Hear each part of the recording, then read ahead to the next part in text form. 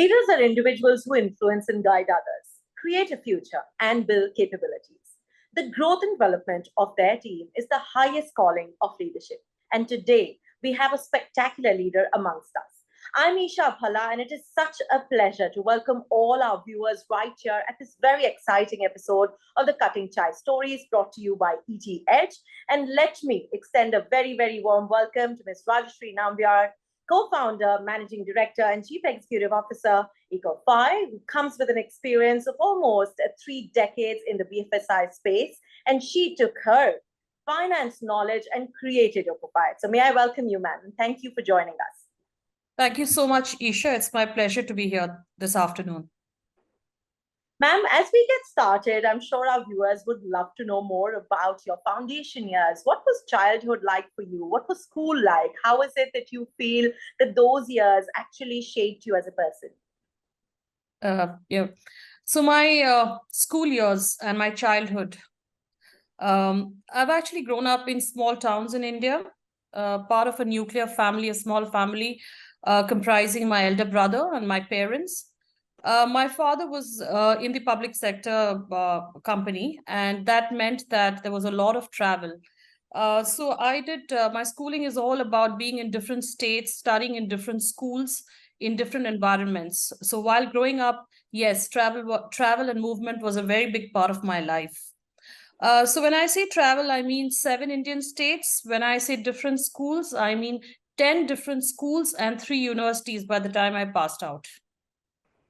So that means you're someone who really does adapt a lot to changing environment, to life in general, and believes in evolving. Absolutely. So if this sort of a mobile childhood, there are certain characteristics that are sort of stuck on.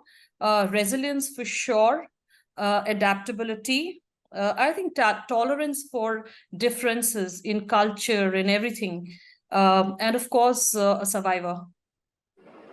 You mentioned how it helped you become a survivor. If we have to talk about challenges that you faced in your career, which is that one challenge that you feel that you faced very, very well and came about with flying colors?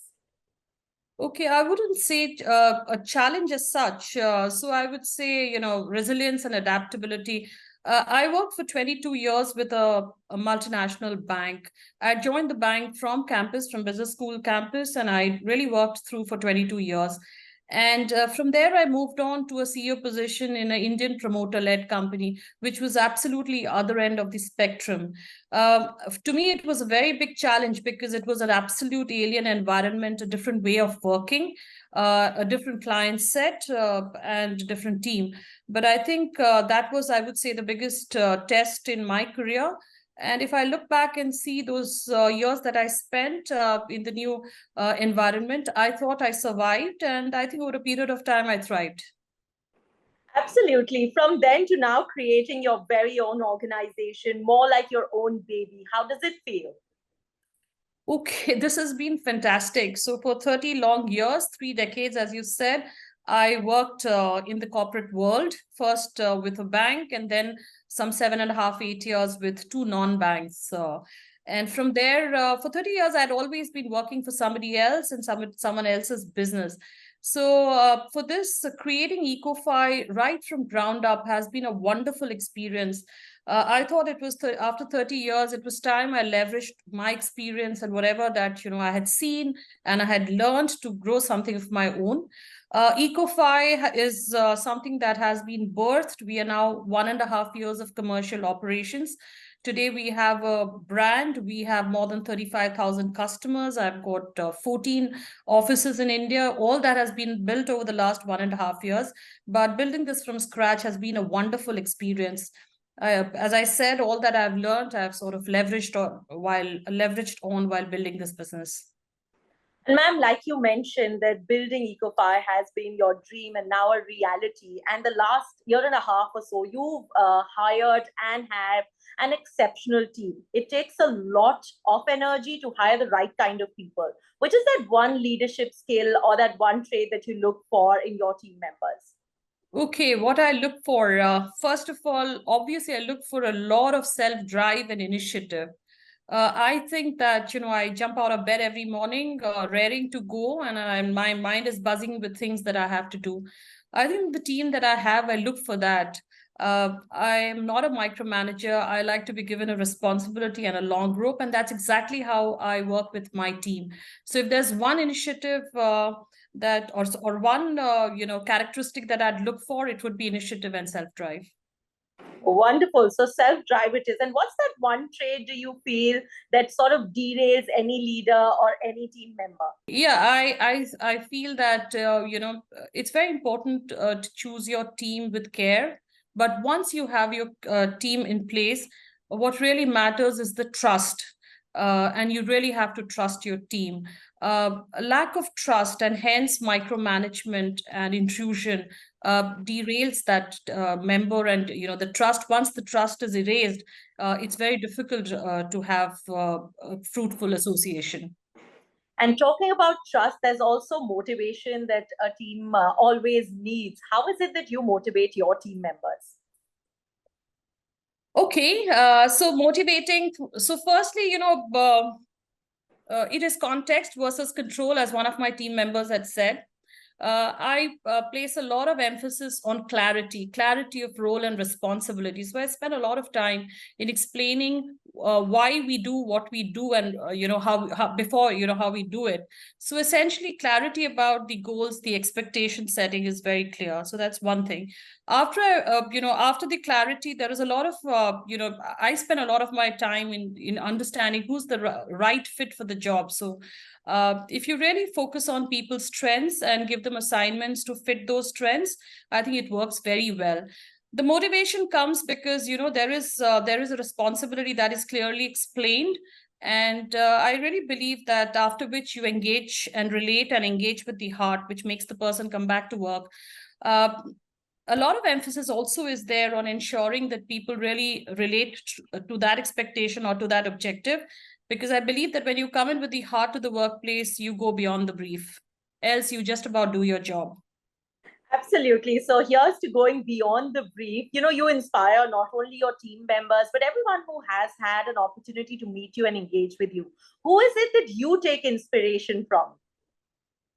Yeah, okay. So a large part of my inspiration throughout my life, and I think it may sound very hackneyed, but has been my father, and right from the beginning. So I really, as I said, moved along with my father as he got transferred from place to place. Every 2 years, he'd get transferred, and I'd also sort of shift schools.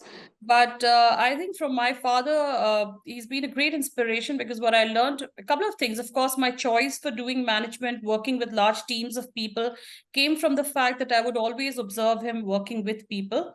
And there was a special interest towards human resources, so to say. But more importantly, I've always seen him to be in the thick of action. And I find that I'm quite execution oriented, following his footsteps. In fact, what I call bias for action is what I have learned from him. Surprisingly, very funny. I have a 25-year-old son who works in New York, and if you look at his mobile phone, my number is saved as bias for action. Thank you so much for sharing that on a light note with us. And I'm sure he's going to enjoy watching this show as well. So, for his sake and for the sake of all our young viewers out here, what is it that you feel sort of helps one when they're looking out or starting their careers?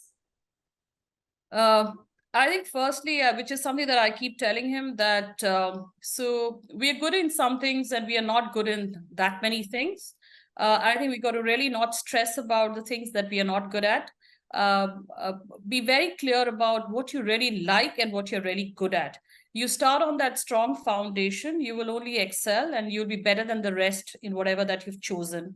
For somebody who's starting out new, you really got to follow your strengths rather than the fad or what's fashionable. I keep telling him too that you've got to look at life or success or the job through your own lens, not your colleagues or your peers or somebody else's. Very important to focus on your strengths and do what you like.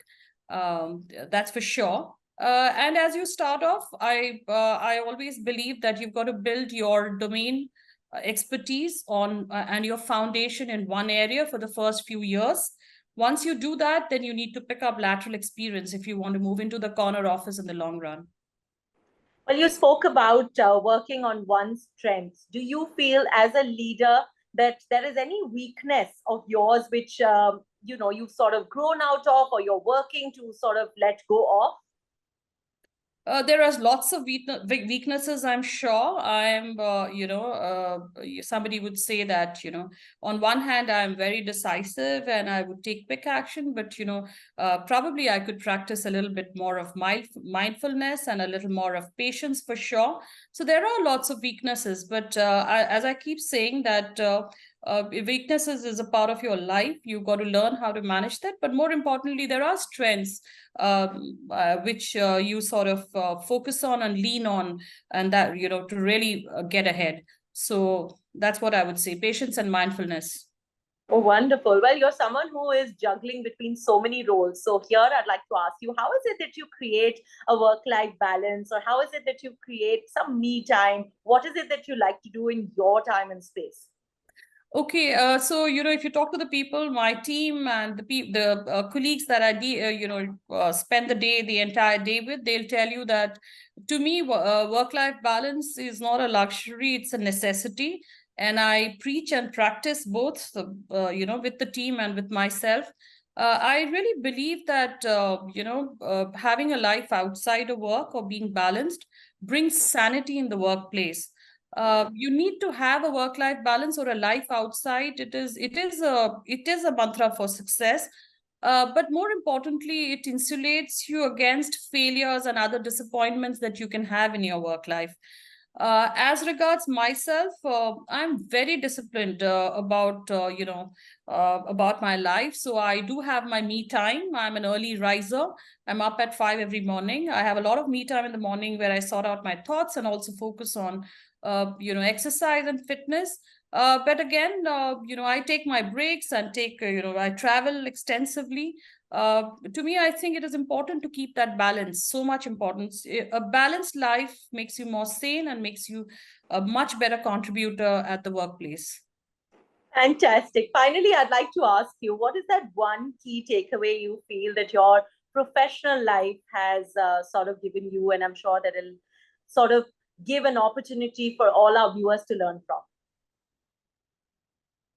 Uh, on the professional life, actually, I'll just fast forward to what I'm doing exactly today. As I built Ecofy, which we want to make India's largest retail diversified green NBFC at scale.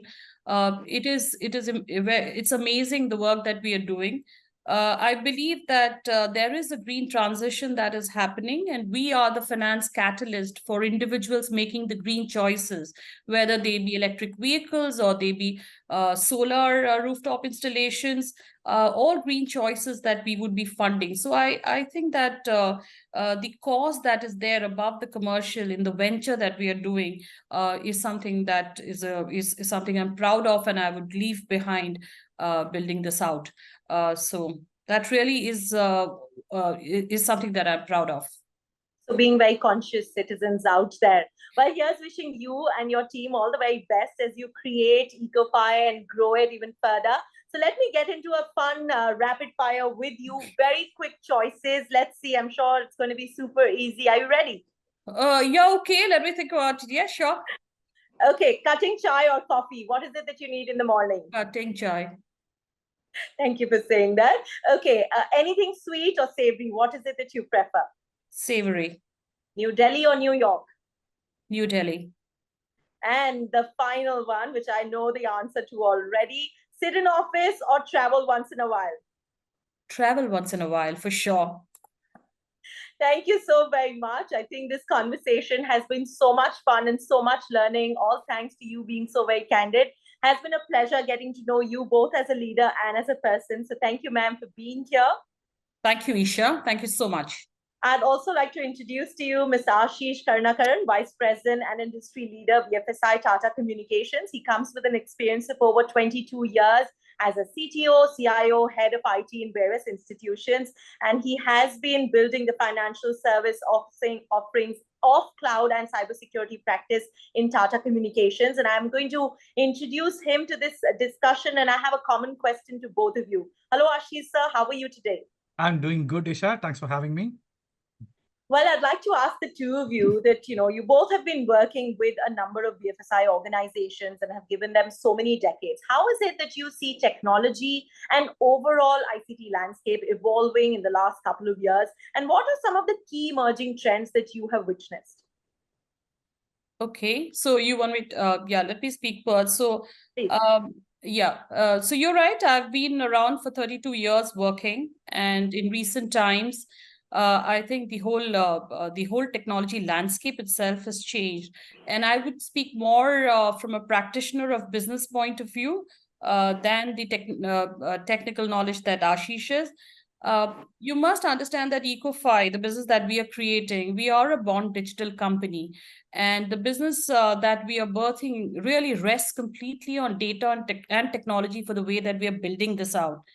Um, uh, so as regards the trend, what's really changed over the last few years or the last decade for sure is today the digital part of the business for many lenders, for many in the BFSI sector, it's no longer a tick box. For many, it's the mainstay. For example, for Ecofy, it's just not, yet another one subset of a larger business. It is the business. So all that we do is an end-to-end digital business, which relies completely on the India digital stack. It relies on the technology capabilities and functionalities that are available. That's one.